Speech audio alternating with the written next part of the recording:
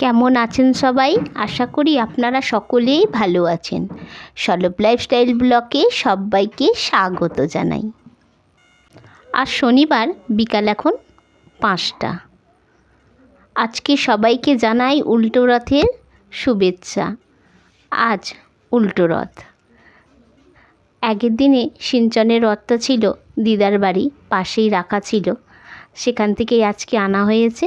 চলুন আজকে রথ টানুক ওরা। সিঞ্চনের বন্ধু রিক চলে এসেছে। আগের বারও ও রথ টেনেছিল, এবারও চলে এসেছে। চলুন ওরা রথ টানতে বের হোক। এই দেখুন, প্রত্যেক বাচ্চা বিকালবেলা নিজের রথকে সাজিয়ে কি সুন্দর বাহিরে বের হয়েছে দেখুন। কারোর প্রসাদ আছে জিলিপি, কারোর বাতাসা, কারোর আবার রয়েছে ফল। প্রত্যেক বাচ্চাই সুন্দরভাবে নিজেদের রথকে সাজিয়ে তুলেছে। আজ জগন্নাথ দেব মাসির বাড়ি থেকে আজ নিজের বাড়ি ফেরার পালা।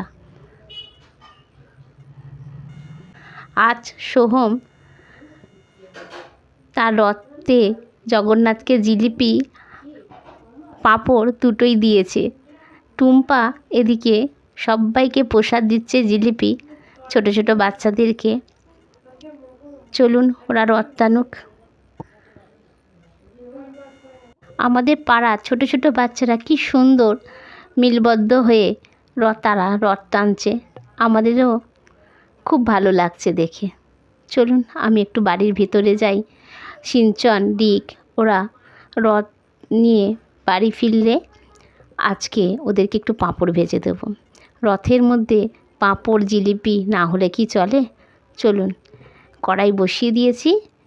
ওর বাবাকে বললাম পাঁপড়গুলো এনে দিতে, যে গোটা গোটাই পাঁপড় ভাজবো।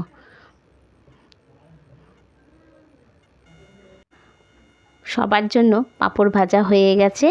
চলুন এবার ঘরের মধ্যে যাই, সবাইকে একটু পাঁপড় জিলিপি খেতে দিই।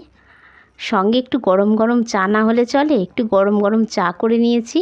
সঙ্গে নিয়েছি একটু ঝুরি ভাজা। সবাইকে জানাই শুভ উল্টো রথের শুভেচ্ছা।